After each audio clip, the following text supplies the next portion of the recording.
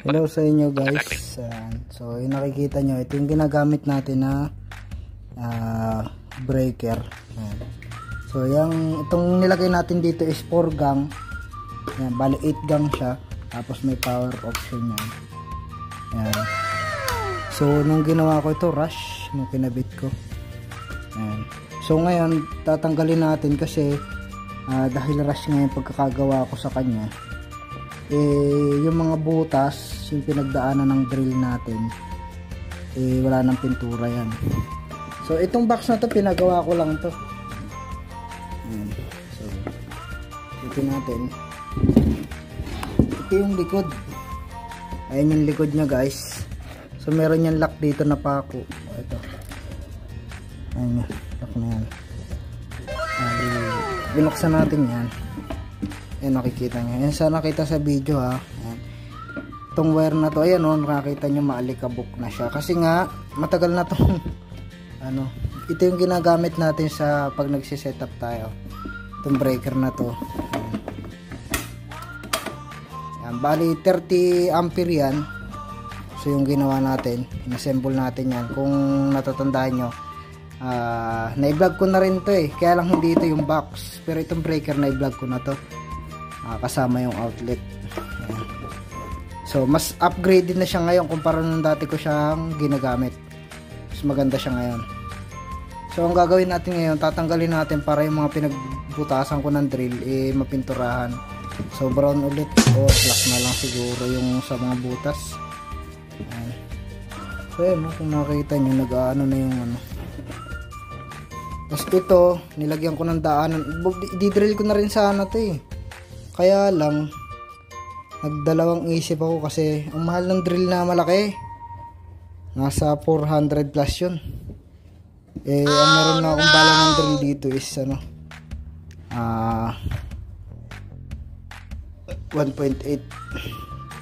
Ayan. Yung isa yung sumunod sa 1.8. Kalimutan ko na size na. Ayan. So, yun. Samahan nyo ako guys. Pasok muna natin to.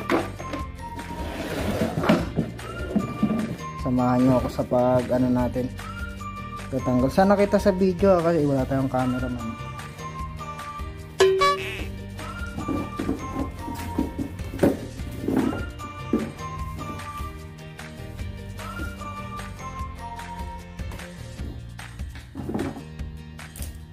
Gamit tayo ng drill para mabilis. Reverse. Bubunot tayo.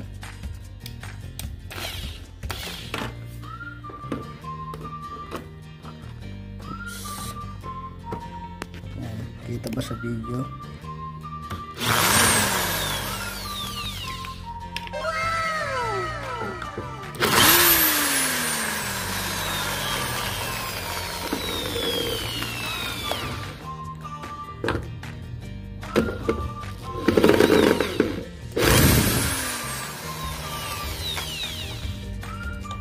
Tanggal na yan. So yung mamano-mano na lang natin yan.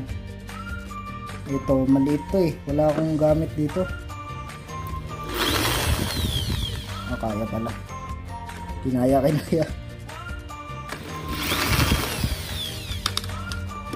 Tanggal yung takip. Kaya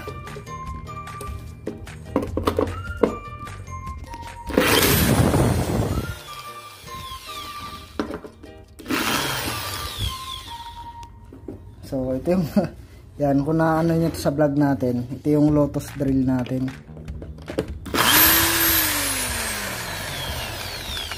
Bigat nga lang gamitin ito.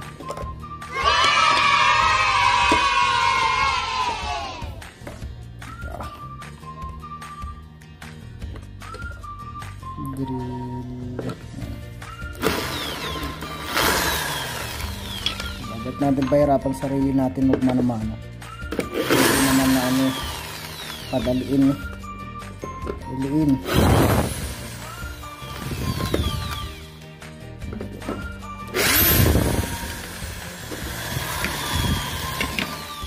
Yan gawain ng tamad to guys. Ayan.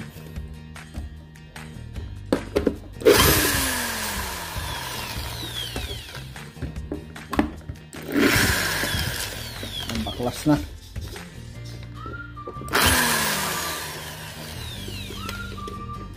Baklas na to. Bali magkakalas na lang tayo ng wiring nito. Baklas na yan. So cut ko muna yung video guys. Ayan. So nangala yung kamay ko sa drill. Ayan. So nabaklas na natin. Tatanggalan na lang natin to ng wire mano-mano. Mano-mano na lang gagawin natin dyan. Mas madali yan eh. Ayan. Natanggal na pala. Diba? Ang dumi oh. Kasi naka ano lang to dyan sa gilid eh. Although ginagamit ko naman, kaya lang bihira ko talaga tong mali. Masira tong ano ito. Oo.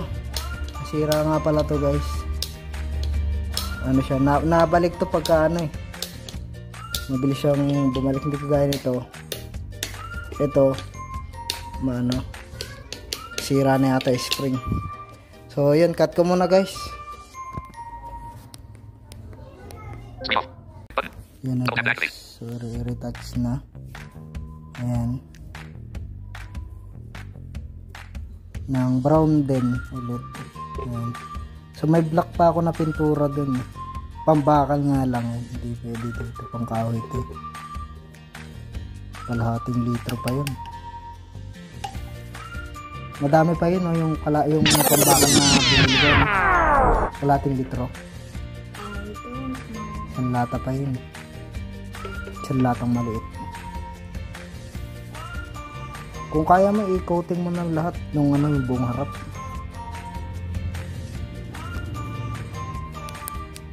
Ayan na guys. So, ayan. So binaklas-baklas na natin. Nilagyan na rin natin ng ano yung tawag dito. Ng WD-40 yung screw nya. So 30 ampere. So yung laki ng wire natin is ano to, number 10. Ayan. So 5 meters. Ayan. So kulang pa to. Papalitan ko to ng wire na 10 meters to 15 meters. Ayan. Kasi pagka nabuo na yung sounds natin, hindi natin alam kung gaano kalayo yung venue, lalo na pag medyo bukod yung mapupuntahan nating area, diba? Eh mahirap pagka malalayo yung outlet ko sa mismong venue. So ayan, nakikita nyo itong gamit natin na wire na to, galing dito sa breaker is number 12 naman to, yung kawad niya. So yun lang guys. Ayan na guys. So naubos na natin isang pinturang maliit. Ayan, so wala na tayong pang coating. Ayan. So basa pa yan. Ayan, maliwanag lang dito sa labas guys. Yo guys, ayan, ito na siya guys. Ayan, so nalagyan na rin ng kulay. Ayan. So ang tagal din na patuyo. Medyo ano pa nga yata to, basa-basa pa. Ayaw ko lang i-touch na i-touch. Ayan, so mga 1 hour din halos. Ayan. So ikutin natin. Ayan. Ang gilid.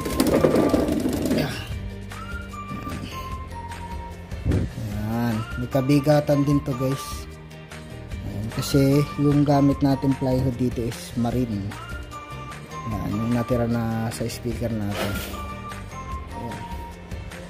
Marami pa yung natira doon sa dalawang binili ko na ano, dalawang marine plywood. Ito, ginawa ng lamesa. Ayan. Ginawa ng lamesa. So ayan.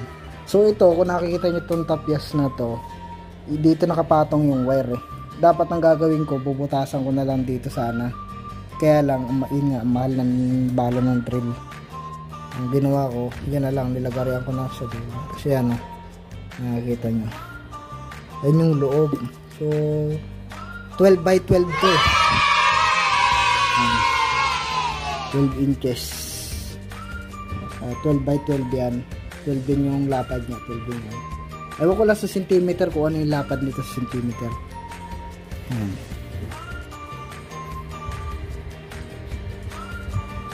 So yan. Ayan. ano. Yun, no? Medyo basa pa rito sa loob. Ayan.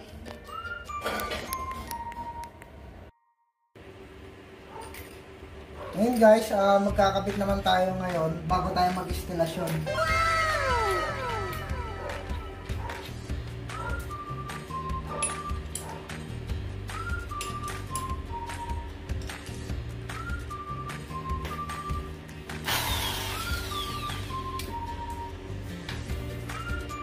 Tingnan natin yung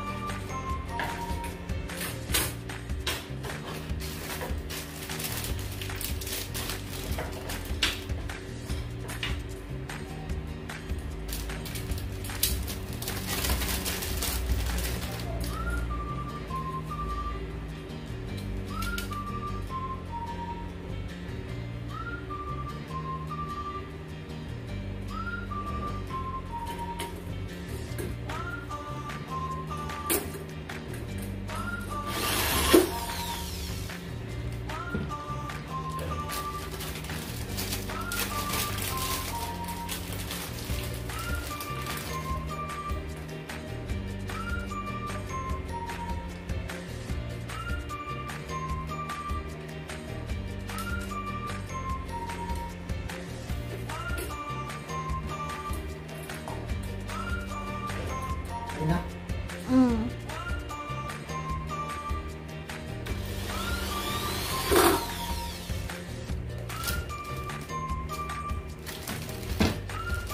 Lagyan muna natin lahat ng mga dapat ilagay bago natin lagyan ng instalasyon.